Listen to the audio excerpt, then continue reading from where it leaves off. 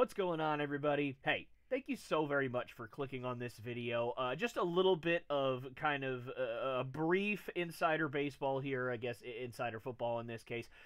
This video is actually supposed to go over everything for the upcoming NFL season, from the superlatives to award winners to division winners to the Super Bowl winner and everything in between. But by the time we finished recording and by the time all of the edits were done, it still wound up being almost 2.5 hours long for the kind of full conversation, which I've put out, things that were that length in the past, but I decided this time instead to split it up into two different conversations. So this one that you clicked on right now is part one. So congratulations, you're going in the correct order if you are seeing this first. In this video, we are going to go over who is the worst team in the AFC in our opinions, who is the worst team in the NFC in our opinions, and our award winners for this upcoming season. And then the next video, which should come out on Friday, that would be the 6th, or it could come out Saturday the 7th, depending on when the first one, when then this one's coming out. I think this one should come out on the 6th, so the second one should come out on the 7th. That one's going to be all of our division winners, playoff winners, wildcard winners, and Super Bowl winners, and all that good stuff. So if you are watching this right now, again, congrats, you're going in the correct order. I hope you guys enjoy our superlatives and our award winners, and stay tuned for part two of this conversation that should be coming out very, very soon if it hasn't come out already. But again, thank you guys so much for giving this video a chance, and enjoy the video. What's going on, everybody? Welcome back to this week's episode of the Lopes Goes Last podcast, featuring, of course, Dan Lindsay. He has returned, not wrestling this time today. We have gone over a lot of different things for the NFL. Obviously, NFL season is right around the corner. As a matter of fact, it started yesterday as of the time this video is coming out. You guys should get this on Friday. I will do my best to get it to you before, but I cannot promise that because we are recording a little bit later than we normally did, or we normally do, I should say, obviously just due to our schedules kind of being a little bit different this week than most weeks. But regardless, you guys are going to see it very, very quickly. And I highly doubt that Ravens and Chiefs, I think. I highly doubt that sounds right. That game is going to change a whole lot. I mean, I guess it might, but you never know. But outside of catastrophic injuries. Sure, yeah, outside of catastrophic injuries, which I hope, right now there is none. There are no catastrophic injuries. If there is a catastrophic injury, I'm going to put it right there. And it's gonna say that's unfortunate to whoever. But we'll say hopefully there's not. So, or Friday night. Friday night's the more important game. Friday night. Which one's? Who's playing Friday night? No, I wait. Yeah, I know. I know the Packers are playing, but I can't remember who y'all are playing. Philly. Oh, okay. Well, good luck with that. That is a good early test for you guys, though. That's for sure. It's going to be a wonderful test for us. Yeah, it's going to be Jordan great. Jordan Love's can go for 350 and 4 touchdowns. You heard it here. Oh, my. One each to Christian Watson, Romeo Dobbs, Tavian Wicks, and Jayden Reed. Thank you. No worries. Yeah. Hey, man. Probably the best receiver on the team, and I forgot his name. That's true. He is your number one, and I'm like, how'd you forget your best? Well, number one, pseudo number one. You guys don't really have a number one, which is pretty cool. It's wonderful. I think that's just perfectly Green Bay. We'll get into them later. Yeah. If Jordan Love doesn't get swallowed by Jalen Carter 12 times, then I think you guys will be just fine. That's the offensive line is going to be the big worry every single game this year, because we literally kept 10 linemen from training camp. Because our depth, we know we need the depth. The guy that's playing center should be playing center. The guy that's playing left guard should be center. The guy that we drafted to be a tackle is going to play guard as a backup. Morgan's going to be a backup guard? Yes. Has he been that bad in training camp? I think he profiles more of a guard. From what the stuff I've been listening to, he profiles much more as a guard in our system than a tackle. Yeah, that makes sense. I think he's going to be. We have so many tweeners. Well, mine was more of the backup part, not the guard part. That makes sense. Moving a tackle to guard, that happens all the time. But yeah, but I think he's gonna. Well, I think he's gonna be like that third. He's gonna back up whoever gets hurt or whoever needs a break. So he's a swing tackle, kind of. Yeah, that's what I was looking for. That makes sense. Okay, well, So. Anywho, that's our little Packer blurb to open up the podcast. But we got more, baby. We sure do. So we've got a lot of stuff we're going to talk about today. We're going to kind of go through our predictions for things that are going to happen. We're going to predict most of the awards that are going to be given out. We're not going to predict like All Pro or something like that. We're not going to do that yet. We're not going to predict Pro Bowl or anything like that. But we're going to predict obviously. You care about that still? I don't. No, not really. It's a skills challenge now. They reduced it to a skills challenge, which I'm fine with. I'd rather see something like that than a Pro Bowl that nobody cares about. Fair enough. Sorry, yeah, no worries. So we're going to go over a few of the awards here. We're going to go over our division winners, our wild card winners, our playoff winners, and our Super Bowl winners. So, and a couple other fun questions. Everybody. Yeah, a couple other fun questions thrown in there as well. So I'm excited. I know Dan's excited. So we're going to start off. I believe with our first fun question of the day, unless I'm mistaken, Dan. No, yep, perfect. That's good. Yep. Okay, so our first question of the day. I'll start with you, Dan. In the AFC, who is in the basement rotting away and is going to be at the very bottom of the standings in the AFC? Well, I'm gonna make you feel a little bit better. I don't think it's going to be the Patriots this year. Okay. They'll be close, but I don't think it's going to be them this year. Okay. This was a little tough for me in one way because like the Jets aren't exactly the best, but if Rodgers plays more than 5 snaps, they have a chance to playoffs because it's Aaron Rodgers. The Steelers are an interesting team to me because it's like I feel they're basically doomed with Russell Wilson until they go to Justin Fields. Justin Fields might not be that much of an upgrade, but I feel like at least you have Fields' running prowess. You know what I mean? It's like Russell Wilson just doesn't have those wheels anymore. He used to, but he doesn't have anymore. I even thought about the Chargers. I'm just like Harbaugh's first year, but I'm like, I think Harbaugh is good enough as a coach to where while that offense is going to look probably a lot different, it's definitely gone through a lot of changes this year with no Keenan Allen and Mike Williams. 2 very injured, often injured receivers. Right. They don't really have a number 1 right now. Tight ends, but they're going to run. Harbaugh's good enough. I don't think they'll be the basement dweller. The Titans are a weird team to me too. I feel like a lot of people are this either not high on them or really high on them, where they could win like 9 games or something. I think Titans are one of those more polarizing teams. Again, the Patriots aren't my basement team. I think they're going to be close. I think they might get over that. What did they win last year? 5 games last year? 4? Who? Sorry. Patriots. Your boys. Was it 4? I think so. 3 or 4. I had it up at some point, but I don't have it in front of me anymore. Yeah, I think it was 3 or 4. I think they get 5 wins. Maybe they get 6. I picked the Raiders. I just Raiders. Okay. You don't have a quarterback out there. I mean, Aiden O'Connell. Yeah. Aiden O'Connell. I believe they named. I think they named Minshew the starter. Oh, did they name Minshew the starter? I think they named Minshew the starter. I believe. Either way, I'm like, okay. I mean, it's Gardner Minshew. It's not like you're, naming anybody. I mean, they're basically have Devontae Adams, and they're basically going to have to run like a power eye all the time without Josh Jacobs anymore, because it's like they don't have a receiver as well. They don't have a Pro Bowl all pro caliber receiver outside of Devontae Adams, and they drafted Brock Bowers to go alongside of another young promising tight end, Michael Mayer. I believe Mayer. Michael Mayer. Yeah. Mayer.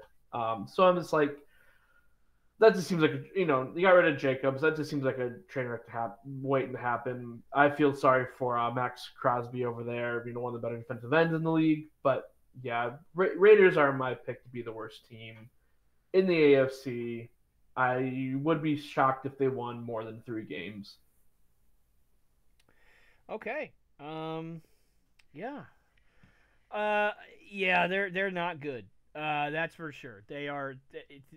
Poor Devontae Adams, man. I mean, I know as a Packers fan, you probably, I don't know, you're probably either like you feel bad for the guy or like, like there's no in between, He's only in Vegas because Aaron Rodgers won his money bags, and Green Bay could only pay one of the two guys their money, and they thought they could still hang on to Aaron Rodgers.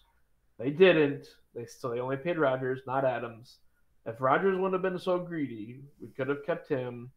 Could have kept Davante Adams. And could you imagine Davante Adams with the receiving core we have? Now, granted, we might not have someone like Watson or Reed if we would have kept Adams, but if we would have still been able to land, Wicks and Dobbs and one of Reed or Watson to go with Davante Adams, I mean, it's just, I'm going to go on a Green Bay high horse here, but the fact that we went from like a trio of Driver, Jennings, and Nelson to Jennings, Nelson, and Adams, and then Nelson and Adams to, throughout all of Rodgers' career, he always had two, if not three, well-regarded receivers in the league. Don't forget James Jones. That guy was pretty good too. Dropsy James Jones, you mean? He was still pretty good. He dropped way too many passes a couple years there. He was who's the guy in the Chiefs that can't catch a ball? Kadarius Toney, yeah. Yeah, who's no longer on the team. He was the Toney before Toney, honestly. Big moments, big catches, drops the ball. That was James Jones. So I feel like we've been pretty fortunate, Green Bay has had, pretty fortunate to have, pretty quality receivers throughout. So like losing Adams was hard.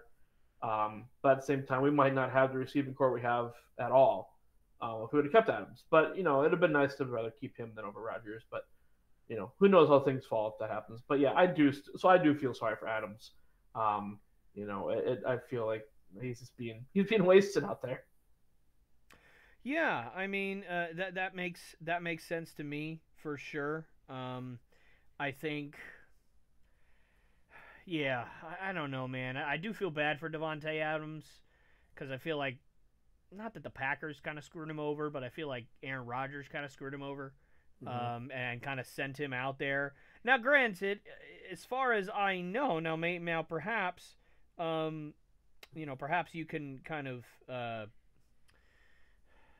set the record straight for me here. He virtually got to choose where he went. Like, he asked to go to the Raiders because he wanted to reunite with Derek Carr. Unless I'm mistaken, no, that's how it happened. Yes, that was pretty much how it went down. He was like, "Hey, I've played with Derek Carr before. We have, so I want to go play with him again." And that experiment didn't work didn't last long because they shipped up Derek Carr like the next year. And if I was like Carr, he's not gonna be. I don't know if he's necessarily he's not really a Hall of Famer, but I always thought he was he was more than a mid-tier quarterback out there, and pairing those two together. But I think just between those two and bringing McDaniels and all that mess, like that team just never, lived to the potential it could have had, and they're paying, and that organization's paying for it now. Right. And you could look at that too as like where Adams could have been like, well, I guess I'll take one more pay cut, but. In 2 more years, like I want to finally be paid. Adams could have done that, but he was, he knew he was at the height of his game, and like any player is going to do, they're going to try to get paid their max, and we just couldn't pay him and Rodgers, and now we don't have either, and we're still Super Bowl contender. So, well, that's what happens when you have a lot of cap space. You're not paying a quarterback $1 billion. Well, now you are. But for a year you weren't. So I hope that year was nice. Backloaded contract for Jordan Love, where it's backloaded on the year that we'll have to we'll resign him to another 10-year extension. He'll be a Packer for life. Well, or until year 15, where we're like, hey, or to year 12, where we draft someone and ship them up in year 15 again. Yeah, that seems. That's the Packers formula. Hey, it's worked, right? It's just phenomenal quarterback play for pretty much the last 30 years. So I mean, it works out. So. But yeah, no, I think the Raiders are going to be pretty bad for sure. I do have them as my second worst team in the AFC because I will accept no other situation than for the New England Patriots to be the absolute worst team in the AFC this year and the absolute worst team in the NFL. I think that they will. And I'm going to say this right now. Now, part of me hopes that they prove me wrong, just because it will be kind of a bummer to watch the Patriots just go out there and lose every game. they have a better chance to go 0-17 than they do to win 6 games. They are that bad.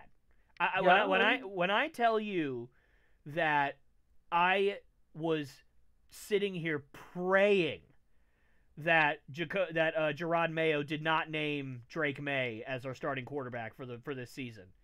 I mean, literally. I literally was. Because I'm like, please, like, you're going to ruin our future. Like, do not do that. Because, Dan, I want you to put this into perspective for a minute. We're playing the Commanders, I think, in the preseason. Our offensive line got called for 4 illegal formation penalties on the same drive. Yikes. They don't even know how to squat in the right place. Never mind protect the quarterback. Forget actually protecting the quarterback. Illegal formation is everybody, not just the line. But still, to your point. No, but it was literally like the tackles. They just kept not lining up in the correct spot, and so it was always illegal formation over and over and over and over and over and over again. It's complete incompetence on the coaching staff, on the actual athletes themselves. Like, there is no hope. And, God, I know Jacoby Brissett. I like him. We drafted him years and years and years ago. You know, he's a good bridge quarterback. He has been nothing but a stand-up guy in the locker room. Everybody loves him. He was named a captain. It's rightfully deserved. But I don't know if he's going to actually survive this year. Like, he might legitimately be dead.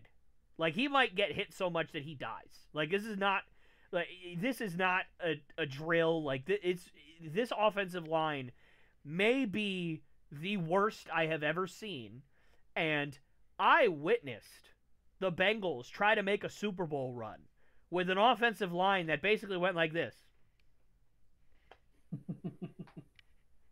Like, and he made it work, my goodness, somehow. But, like, this offensive line is definitely, Patriots-wise, the worst I have ever seen, and it's not even close. You thought last year was bad when Mac Jones would get the ball, take 2 steps, and all 5 linemen that'd be rushing would be in his face at once. You thought that was bad? Wait till you see this year. I mean, it's going to be like, it's going to be unbelievable how bad they are. Truly. So, I mean, do you think Drake May starts at some point in the season? I hope not. I think he will. And it's not because he will go out there and because Jacoby Brissett will be playing poorly. I think truly it's because somebody's going to pull oh my gosh, what's his name? I can't think of it, but somebody's going to hit Jacoby Brissett so hard from the blind side that he's going to, like, break his neck. Or he's going to break his leg. Or blow out his arm. Like, that's how bad this offensive line is. And then Drake May's going to go out there at 20 years old, bright-eyed and bushy-tailed, going, here's the start of my... And they're just going to kill him. Like, that's what it's going to be. So I hope he doesn't get in all year. I hope that literally he sits on the bench. Yeah. And but Jacoby Brissett, that front office is going to, that front office is going to be like, Brissett's not giving us, Jacoby Brissett is not giving us a thing. Start the guy that we drafted number 3. Yeah, which is not. I have always. I'm one of those guys that says, like, if you're a rookie quarterback, unless literally you're like the Raiders. I mean, even the Raiders, I would actually not start a rookie quarterback this year. Truly, I think that unless you are in a situation where there is no other quarterbacks on your entire roster that has ever started a game, could ever start a game for, like. No, like, there's just no one. For instance, maybe Milton gets a couple starts before they put May out there. Sure, that would actually at least be entertaining because he can at least avoid the rush and, you know, bomb a ball 90 yards downfield and make it interesting. Like, at least there's that. Not to say Drake May. If you draft a pocket passer, you have to be able to protect your passer. Yeah, yep, and also he has to have people to throw to, which he also does not have. Yeah. So it's just a disaster. Hunter Henry. He had 420 yards last year, man. If that's your best wide receiver, you're screwed. You're screwed. If that's your best wide receiver, you're completely and utterly screwed. You could always go back and pick up N'Keal Henry. Yeah, I don't even know, dude. He's probably playing for the, you know, the He's probably in the USFL. yeah, the USFL or out in Japan somewhere. Like I don't know, like just CFL. forget that guy. Yeah, but anyway, yeah, the Patriots will. I looked at the schedule. I think we're the underdog in 16 of the 17 games. Like we're horrible, man. Like who are you favorite against? I think Carolina? the Giants. That's a weird one to be favored against. Well, I think it's at home, and the Giants are really bad, dude. Like they're horrible. Yeah, but they're basically in the same position we are. They have a lot of good pieces on defense. They have one, maybe two good offensive linemen. At least you don't have an overpaid quarterback. Oh God, dude.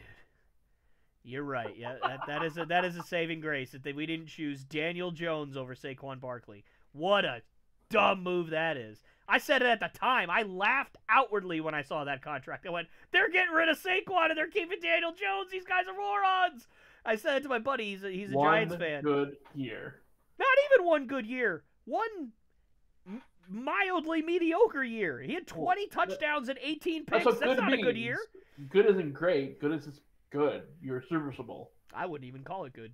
Well, you have a bias against the Giants anyway, so. No, I don't hate the Giants. Well, I hated them back then, but now they've just been bad. You fit the 2 Super Bowl losses to them? Now they've just been bad for so long. I'm just like, it is what it is, you know. Losing out on 19-0. Yeah, that's not great, but it is what it is. But no, Patriots are going to be the worst team in the AFC because honestly, man, you know, there are a lot of great defensive prospects this year coming out of the draft. Oh God, the kid Michael something, the kid from Georgia is an absolute stud. Right now, if I was to have a pick number one, I'd probably take him number one. He's just that good. I mean, he's an animal. But you know, there's a lot of defensive guys. There's that DB from Michigan whose name is escaping me. Will Johnson, I think is his name. He's great. But I'll tell you what, man, Will Campbell from LSU is really, really, really good. And then it's another kid from Texas, just a monster tackle. I keep thinking his last name is Banks. It's not. Here, let me. Oh no, it is Banks. Kelvin Banks. Yeah, Kelvin Banks. That's his name. I don't know why I was like I was like second guessing myself. I'm like his name's not Banks. It is Banks. I'm dumb. They are right now. I don't think it's really accurate. I actually think they're probably going to go top 5, both of them. But they're projected to go like 10 to 15. Let's say that stays the same. If we get the number 1 pick in the draft, can you imagine the draft capital that you could get if you trade down to pick one of those tackles? Because God almighty, do you need a tackle? I mean, you need a tackle so bad that it's not even funny. You need 90 offensive linemen. If you have 90 roster spots, 1 quarterback, 2 wide receivers, 87 offensive linemen is what you need right now. Like it's insane how bad the line is. So if you can get that number 1 pick and trade back and sell that, like, hey, you're going to get a generational defensive back if you take Will Johnson, or an edge rusher, you take that kid from Georgia whose name escapes me right now.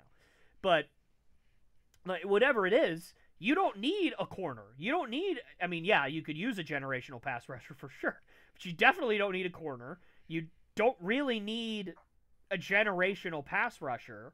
You need offensive line badly. And you can take if you have a quarterback that's supposed to be your quarterback for the next 4, 5, 10 years, maybe it's like you gotta learn how to protect him. You gotta get the players to protect him. You get an extra 2 or 3 first-round picks for that. A couple of later round picks where you could take some more linemen or some other receivers or whatever it is. Like you can use that to or if one of those tackles ends up like if Kelvin Banks ends up being like the number 1 overall guy in the draft. You take a generational tackle at number 1. You take that all day long. Right. So, like for me, I need the Patriots to be the worst team in not only the AFC. I need them to be the worst team in the NFL. I need them to get the number 1 pick this year. It feels weird that I'm literally going to be rooting against my favorite team pretty much all year long, but that's how it's going to be. So, well, I mean, what is nice too is like I just looked this up for the Patriots. You guys have all your picks for all the rounds. You got an extra third for trading Matthew Judon, which I get that. Yep. He was aging out of that team. They're kind of going with the young team. Yep. So you got an extra third. Let's see. You did trade away your round 6 pick, but you have 2 7th round picks. So, but I mean, all your picks are intact for the first 2 days of the draft, and you got an extra third in there. Yeah, if you're the worst team and you can trade back, pick up an extra second, extra third, couple firsts, future firsts. I mean, you can start that rebuild a little bit better. Yeah, I mean, you don't have to sit there and be like, do I take a tackle first round and then wait another 30 picks to get a mediocre wide receiver, or do I take a wide receiver first round and then wait another? No, you can get a first round wide receiver and a first round tackle, or a first round defensive end and a first round tackle, like whatever it is, and you're good to go. You can get all these guys, and you can really start to get some good pieces. And unfortunately for the Patriots right now, there's all these stories coming out where like nobody wants to go there, nobody wants to play there. It's way too cold. The taxes are way too crazy. The team's not good. Yeah. Like, literally nobody in free agency will want to go there. We're not going to be selling anything to anyone at this point in terms of free agency. Like, we tried to trade for Brandon Ayuk. Brandon Ayuk would have been paid more money to go to New England, and he chose to stay in San Francisco for less money, where, by the way, the taxes are worse. So he literally, even if you offer the most money, which the Patriots normally don't, they still won't get those big guys because we stink. So it's you got to rely, and unfortunately those draft picks don't have a choice. They have to go wherever they're drafted. So you basically are just kidnapping them and saying, hey, you're good. You have to come to me now. Like, they are not going to have you have to rely on that. You do now. Because until we start to show some progress, and until we actually get some decent guys, like, nobody's going to want to come there. Like, why would Brandon Ayuk want to come play for the Patriots? Why? I mean, Juju did. He came back. Juju's terrible, man. But he's number one receiver. He was. He was our number one receiver, and he was terrible. And now he's cut. He's back on the Chiefs because, No, he's back in New England. Isn't he? No. I hope not. God, I hope not. New England. Nope. He was on the Chiefs last I looked. Oh, okay. Maybe he was back to the Chiefs then. Yeah, but regardless, yeah. So that's my. Sorry, I got excited. I thought. Oh God, I hope. So I could poke the bear more. No, I hope not. All right, NFC. Now we obviously just did the AFC, NFC. Worst team in the NFC, Dan. Who do you got? Not Carolina. I think Carolina gets at least 3 wins this year. My God, who do you have getting 2 wins in the NFC this year, Dan?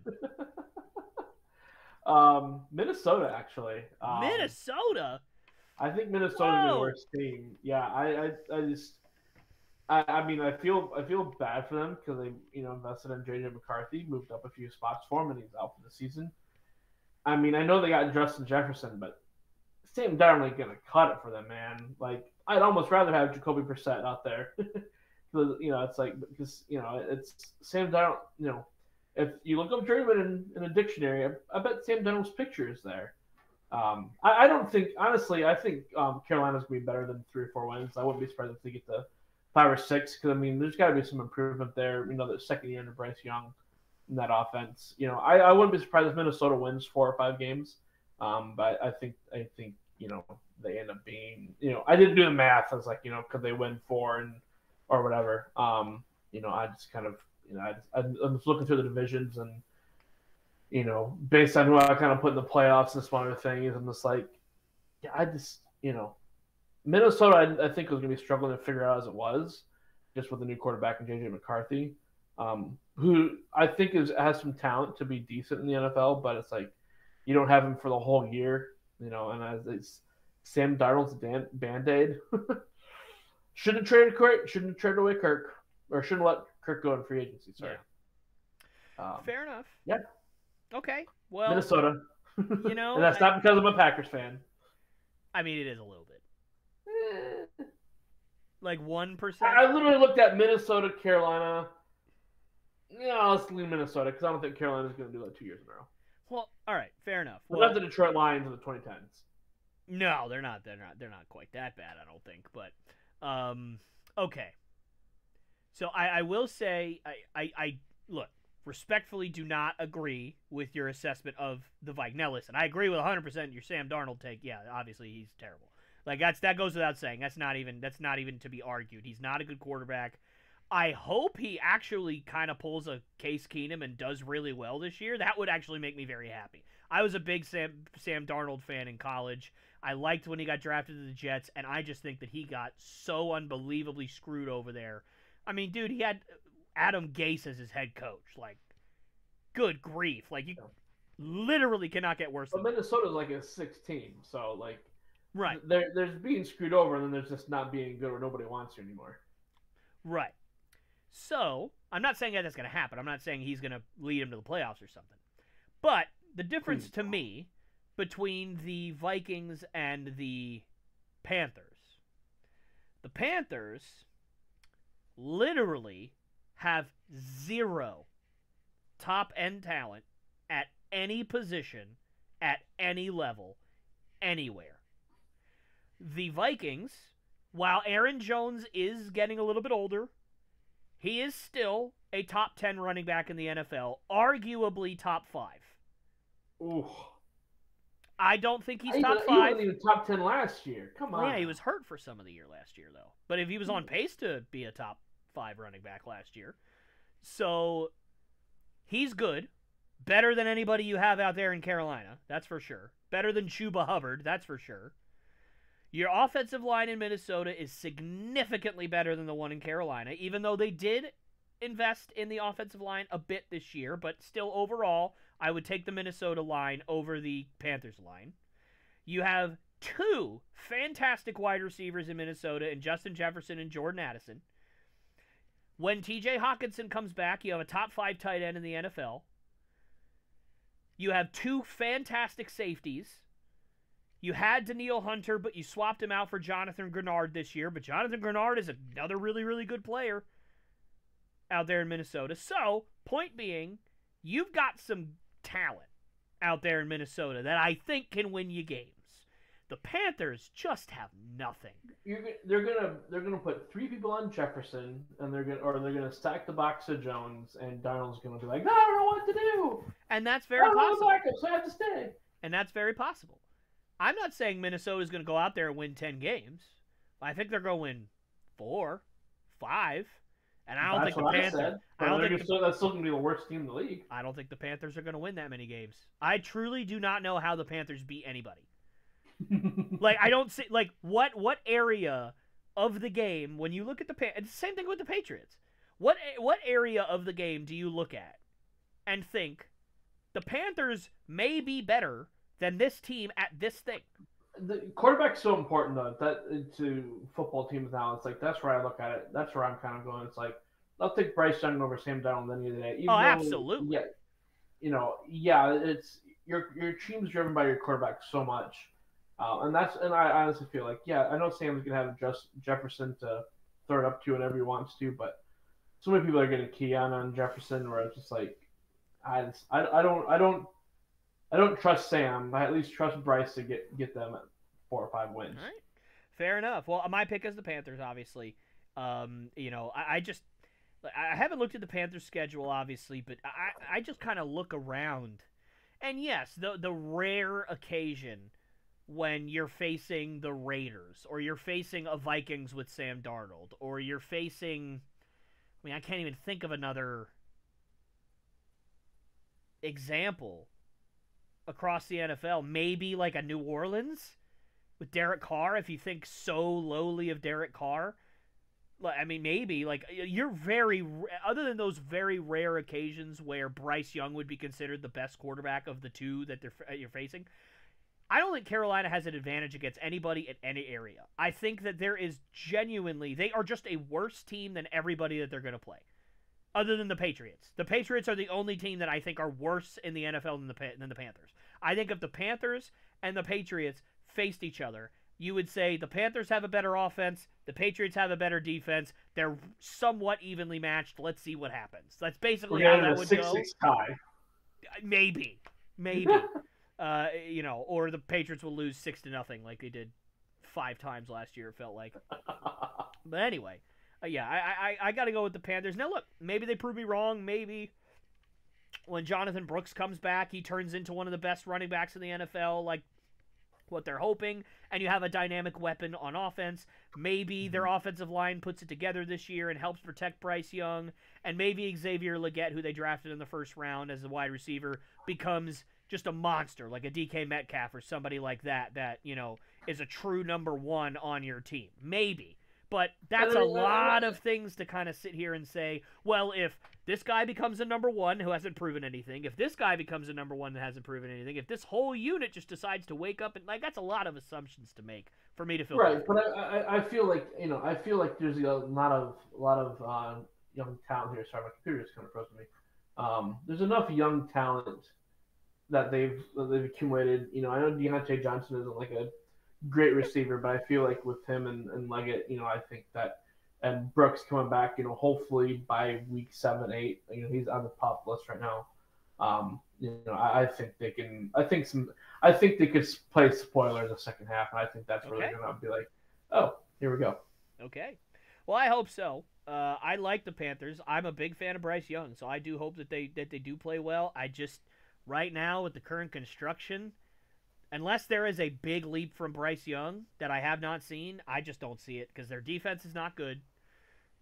They just cut their former first-round DB that was supposed to rebuild their secondary. They were supposed to rebuild around Caleb Farley and Jeremy Chin. Or no, not Caleb Farley. What's the other? I can't think of his name. But defensive back that they drafted a few years ago, him and Jeremy Chin were supposed to be your guys that you built around. And neither of them are on the team anymore. It's just one of those. It's just they've struggled. But regardless, let's move on. Dan's gonna take us through the awards for this upcoming year, I believe. Yeah. So Dan, go ahead and take it away. Well, I'm going to keep a lot of primary answers to these short, just because I'm just kind of picking and don't really have a thing outside of MVP. So first one is MVP. Personally, while we're talking about the MVP, it's basically the best quarterback in the league award now. It really should have gone. It should have gone to McCaffrey last year. I agree. Completely should have gone to him last year. The fact that it didn't, it's like this. They just need to be best. They should just literally do best quarterback in the league, best offensive player in the league, and just leave it at that. And everybody knows because that's basically what the MVP is now. Unfortunately, yes. Yeah. So I'm leaning a quarterback here, obviously, with that that tangent. I'm leaning the quarterback in the AFC. My quarterback in the AFC is not Kermit, though. You know who Kermit is? Kermit? Oh, Patrick Mahomes? Yeah, I guess it sounds like I guess, sure. He sounds like Kermit. Fair enough. All right, who's your AFC MVP, or your MVP then? Trevor Lawrence. Whoa. Yep. Whoa. I went deep for this one. Last year was supposed to be the coming out party for Trevor and the Jags. Didn't happen. I think with all those expectations now off of that team, we're going to see that team shine. Trevor Lawrence is going to lead the pack right there. Golden-haired Trevor Lawrence. They're basically like a mini Clemson down there. Because I feel like they have they have a couple of Clemson players all over their roster, all over their positionals. Yep. But I think Trevor Lawrence traps at the end. Trevor Lawrence. Man. Yep, Trevor Lawrence, MVP pick. Wow. Had to go against the grain because everybody's picking Lamar or Patrick or whomever. I'm just like, nope. I just looked at the quarterbacks in the AFC and it's like, let's go Trevor. My runner up that I almost went with was Joe Burrow. Okay. But I'm sticking with Trevor on that one. How about you? Well, my MVP is also an AFC quarterback. And it is also not Kermit. It is not Trevor Lawrence either. This is a man who has kind of fallen out of the public eye for a couple of years now, and he is going to come back this year with a fiery vengeance and tear apart the NFL. And that is Joe Burrow. Okay. Joe Burrow Good. has Scared been me for a second. Who I thought you were going to pick. Joe Burrow has been to a Super Bowl with one of the worst offensive lines I've ever seen in my entire life. Yes, he is a downgrade at running back from Joe Mixon to Zach Moss. No offense to Zach Moss, but let's be honest with ourselves here. However, he does still have Jamar Chase and T. Higgins. Whether T. Higgins wants to be there or not, T. Higgins is still there. And as long as T. Higgins is still there, he's still going to play. And when you have a mildly better offensive line, and when you have a downgrade at running back, and when you have a quarterback that has been basically out of the public eye for the last 2 years because he's been injured, I think that he's going to come out there and say, give me the ball. And he's just going to start slinging it all over the yard. And if he can stay healthy, because that's always the caveat, right? If he can stay healthy, because he has not done that consistently. If he can stay healthy, I think Joe Burrow climbs the ladder, gets back in the public eye, takes the NFL by storm, and leads the Bengals to a 12-win season this year. 12-5, I think the Bengals can go this year. They have a great defense. They have a good offense and a good offensive line. They've done a great job building around Joe Burrow. The guy needs to stay on the field, and if he can, he's a top 5 quarterback in the NFL, and I think this year he will be the MVP. I like that pick a lot. Like I said, I almost went with him. Yep. I think it's nobody's talks about him as much anymore. You got especially when you have Lamar, when you have Patrick, when you have Josh Allen, CJ Stroud. Now it's like I think he's going to be very much like what you said, where he's going to come back with a vengeance and just be like, "Hey guys, don't forget about me. I was in the Super Bowl 3 years ago." Yep. And then my runner-up, just so you, I think it was 3. My runner-up was Josh Allen. I actually think that Josh Allen, despite the fact that he lost a couple of weapons, I think sometimes with really great quarterbacks, if they lose weapons, it's almost like they just say, screw it, I'm going to do it all myself. And they level up their game and they start making it work with guys. But, and I could see Josh been doing it by himself, though, every single year in Buffalo. Yeah. And so that's the sad thing. And so I think that he would start running the ball more. I think that he would start taking more deep shots. He runs like 5 plays, do 5 plays a quarter designed runs for him as it is. I know. He would run even more. I think that it would just be even crazier out there in Buffalo for him. Sheesh. But I didn't go with him, obviously, because it is a bit of a bold claim to say that Josh Allen will win MVP despite not having a number 1 wide receiver yet. Who knows what Keon Coleman can become? He's fantastic at Florida State, so who knows? But right now, Florida State, they're having a tough time for sure. My wife's a big Florida State fan. I am not. I cannot. No offense to her, love her to death, but can't stand Florida State because I'm a Boston College fan, and they're like our main rival. Oh, by the way, Boston College beat Florida State, so neener. There you go. Anyway, regardless. Okay, Offensive Player of the Year. I have no reasoning. I literally just was like, who do I want to be Offensive Player of the Year this year? Travis Kelce. Travis Kelce, I like that pick. I think him and Patrick can just go off as a tandem this year, Travis Kelce, Offensive Player of the Year. Period. Okay. Hey, I definitely, you're not hearing a lot of people talk about that, but that is certainly something that can happen if he goes out there being Travis Kelce and does what Sam Laporta did last year, like breaking the touchdown record and stuff like that for a season for tight ends, going crazy. I think he certainly would be in consideration. I think I think about to start probably getting past this prime, but where he's still going to be a really great tight end. But I mean, I gotta imagine he's been in the league for a while. I think it just took him a few years to kind of really become the icon he is. And that's, I think, because of Patrick Mahomes in large part. Sure. So I feel like we're probably gonna get like 3 really, really, really good more seasons out of him.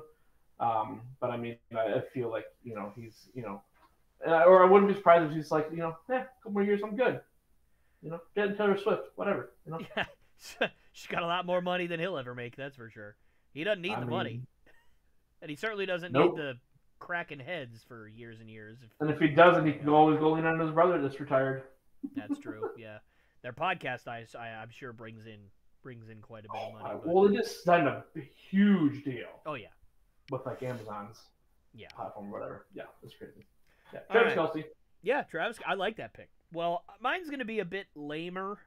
I just don't see any reason for Christian McCaffrey to not win this award again. He isn't just a certified stud. He does everything. He is the heart, soul, pulse, blood vessels, organs, skin, muscles, everything for the 49ers. Without Christian McCaffrey, that system does not work. Brock Purdy does not make sense in that system.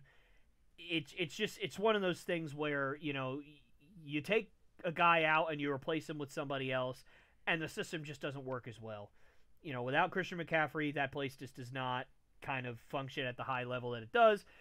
And so Christian McCaffrey's going to get another 1,000,000 touches this year. He's going to, run the ball 220 times. He's going to catch another 70 balls probably. Like, he's an animal at the running back position. And again, I say this, if he can stay healthy, it's going to be a theme here, right? Mm-hmm. If he can stay healthy, which he has done for the most part for the last 2 seasons, and so we'll knock on some wood over here that continues to happen, because I love watching good football. I love seeing great football players play, and it stinks whenever somebody gets hurt. I mean, Aaron Rodgers getting hurt last year. Look, I hate the Jets. I hate the Jets more than I hate any other team in sports. I hate the Jets. Hate them. Hate the Jets. And so, like, whenever I see bad things happen to the Jets, my initial reaction is always, haha, I hate you, you're the worst, right? But even I was like, oh, come on. Like, can this franchise have any worse luck at this point? Like, 4 plays, we'll be seeing you. Like, dude, I don't know if you saw that game. I very rarely had a chance to watch, like, night games, because they just end so late most of the time, and obviously they're on a Sunday night or Monday night, so you got to work the next day, and I just don't feel like staying up that late. I want to go to bed and relax. And if I start watching a game, I can't turn it off until it's over. So, like, if it goes into overtime, which that one also happened to go into, like, you're gonna be up until 2 in the morning or 1 in the morning watching. It's just horrible. So regardless, like, but that one I had to watch. I had to, because I'm like, man, the hype for the Jets this year. It's at MetLife, like, it's gonna be so awesome, like, and then he comes out with the American flag and the fireworks are going off, and you could just hear the Jets fans in their cheers. There was hope in those cheers, Dan, for the first time in a decade. There was hope in those cheers. I haven't heard hope in cheers of Jets fans in so long, and even I, as a Patriots fan, was like, you know what, this is pretty cool. I'm happy for them, and then gone in an instant. The season was over. Zach Wilson's back out there. Everybody's like, no, please, not again. Like, it's so sad, or was so sad, right? So, it's always about health, and I just want to see good football. So, Christian McCaffrey, man, stay healthy for all of our sakes. You're awesome to watch, brother. Like, just, I don't know how he's not going to win it again. What? Yeah, they're not going to win again. Right. They literally need to give us like an offensive player of the year for each conference, because, it's just to give someone else a chance at that award. Because I mean, CMC is, I think, easy my runner up there. I mean, I almost went with him just because he won it last year, but I'm just I expect some regression from the Niners just a little bit. Their offense, I think, is going to be. I think Debo and Brandon are going to be wanting the ball so much more. I think that might hurt CMC's touches, but it may not. Who knows? It'll be interesting to see that. So yeah, and last year Debo was really the guy that suffered out of the 3 of them. He got the ball a lot less. I think Ayuk ended up with 1,400 yards, and Christian McCaffrey went bananas. And I don't even think Debo finished with 1,000 yards last year. So if that pattern continues, then Debo would probably be the one that takes the hit more than the other 2. But yeah, if those 2 regress and Debo's stats don't improve, yeah, certainly that offense that was just dominating everybody is not going to do the same this year for sure. Yeah, a lot of powerful tools in that offense. So, yeah. Defensive player of the year. I went with T.J. Watt. I just good old Wisconsin guy. Brother J.J. Watt. Another just dominant defensive player, great linebacker, edge rusher, however you want to put him. He's not really an end, but he does so much off the edge for the Steelers. They're one promising hope. Honestly, I almost put Pittsburgh at the bottom of my list for worst team in the AFC, but I was like, they had T.J. Watt, so T.J. Watt. That's my defensive player of the year. Fair enough. The other guy that I just thought of though that I almost kind of want to change my mind though is guy that probably scares me the most in our division defensively is Aiden Hutchinson. That guy's an beast. animal. Yeah, animal, dude.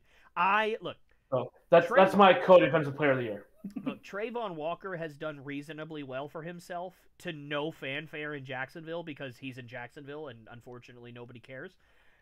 And he has not done as well as Hayden Hutchinson. I'm not saying he has, but I think he had like 60 tackles, 7 sacks. Like that's not a bad year last year. Like that's a pretty solid year.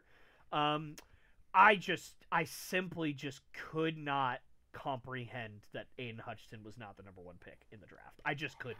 I could not believe that the Jacksonville Jaguars let the Lions have that maniac in the same state that he went to college and grew up in, by the way. Like, he went to Michigan. He now plays for the Lions. He didn't even have to move dorms. He's probably still staying in the same dorm room he did in Michigan and just driving over like, hey, free housing, wee! Like, it's like it's oh man. I think he can afford his own house by now. Maybe. Why would you if you didn't? If you get free housing, why would you want to pay for it, right? Oh man, no, that's a good pick too for sure. Well, mine, those are 2 fantastic picks. Not my picks, though. I think this is the year that Micah Parsons puts it all together. I think that this is the year where his tackles, his solo tackles, his pass deflections, his forced fumbles, they all go up. And last year, his pass pressure rate was number 1 in the NFL, and he only had 14 sacks. They did not translate. Now, 14 sacks is a lot of sacks. I'm not saying that that's a small number. It's not like he had 7 sacks or something. That happened to Christian Barmore, I think, 2 years ago, where he was top 5 in the NFL in pressure rate, and he only had like 2 sacks. Like it just didn't end up translating to actual sacks. And then last year he had like 12 sacks, so it like ended up balancing out. But I think this year that kind of takes a jump up, and I think we're going to see a 20-sack season from Micah Parsons this year. And the defensive coordinator from the Cowboys has said that Micah Parsons is going to move all over the field. He's going to play on ball, he's going to play on the line, he's going to play off the line, he's going to stand up, he's going to put his hand in the dirt, he's going to play defensive tackle, he's going to play defensive end, he's going to play strong side linebacker, he's going to play a lot of different positions. And so I think no, you're good. I think because of that versatility, you talk about he could have 3 or 4 interceptions. He could have, a bunch of tackles for loss and a bunch of sacks. He could have, he could literally just stat pat and go crazy in a lot of areas to where you're going to sit there and be like, man, this guy had 20 sacks, which I think he's going to do this year. This guy's got 20 sacks, and he had 3 picks. And he had 5 forced fumbles. And he had 12 tackles for loss that weren't sacks. And he had 87 solo tackles? What is this guy? Like, normally defensive ends, even when they have that many sacks, max out at like 65, 70 total tackles, solo tackles. Like, this guy could legitimately have a 100 tackle with assists, obviously not solo tackles, but total tackle season. And 20 sacks and tackles. Like, this guy could genuinely be all over the place. He's young enough to do it. And anybody who sits there and thinks, dude, what makes you think he's going to be able to do that? He played middle linebacker at Penn State. This is not a guy. He did not become a pass rusher until he got to the Cowboys. He was a middle linebacker. So if you don't think that he can cover tight ends or running backs, you didn't watch him in college. He can. So he can hold his own anywhere on the defense. As soon as you said his name, I was like, I knew I forgot someone. Yeah, I mean, because he's on the Cowboys. Literally defensive. If there's anybody that's a defensive jack of all trades, it's him. I don't think I can't even think of someone, but which doesn't really mean anything, that's been so versatile Mm-hmm. on defensive on defense. I mean, a lot of times you get like those linebackers that can play safety or safeties that can act as a linebacker Mm-hmm. very good, or you can get that T.J. Watt types, Aiden Hutchinson types where they can be a pass rusher, that hybrid pass rusher that you see so often now. But he can do all. He can go front line, middle three, defensive backfield, wherever you need him. Yeah. That's just Yeah. the only thing you probably won't ever see in the same play is free safety. But even then, Yeah. like Yeah, most of your versatile guys on defense are going to be your guys in the secondary. Guys like Antoine Winfield or guys like a Kyle Duggar who can play slot corner, can play strong safety, can play free safety, can kind of step in and be a Mike linebacker for a little bit, cover tight ends, cover running backs, cover wide receivers, be in the box and stop the run. Like, those are really going to be like your Dax Hill types, that can play outside, inside, in the box, like do anything. Or Jesse Bates, somebody like that. Those are your real like Swiss Army knives on defense. If you got guys like that, you're going to be just fine. But yeah, somebody like Micah Parsons, who is primarily a pass rusher, to have that much versatility, I think it's so unique. And I think if the Cowboys defense is on the field as often as I think they're going to be on the field this year, we'll get into more of that later. I think that this guy genuinely might have one of the greatest defensive seasons in the history of football this year. I know that seems crazy to predict. He could be worse than he's ever been this year. That is a absolute possibility. The Cowboys might be so bad that Micah Parsons can't even get to the quarterback before somebody's beat 80 yards down the field. It's possible, but we'll see. And again, if he stays healthy, of course. If he stays healthy, which he's pretty much done, but of course, you never know. With him being so kind of, taking all around the field and all different responsibilities, you never know. He could get hurt, pull his hamstring or tear his hamstring, covering a tight end when he's supposed to be rushing the pass. Like, you just never know. So, there you go. All right. Well, before we get to our division winners, that's Coach of the Year. Coach of the Year. I know. I said before we get to our division winners. Yeah, Coach of the Year. Sorry. I thought you were just skipping ahead. No, you're fine. Who do you have for Coach of the Year? Yeah. So, in my opinion, so Kevin Stefanski won last year, and I get it, right? He took a team with Joe Flacco to the playoffs. I mean, in and of itself, that's enough to win Coach of the Year. But I think the guy who should have won Coach of the Year last year and will win Coach of the Year this year is DeMeco Ryans of the Houston Texans.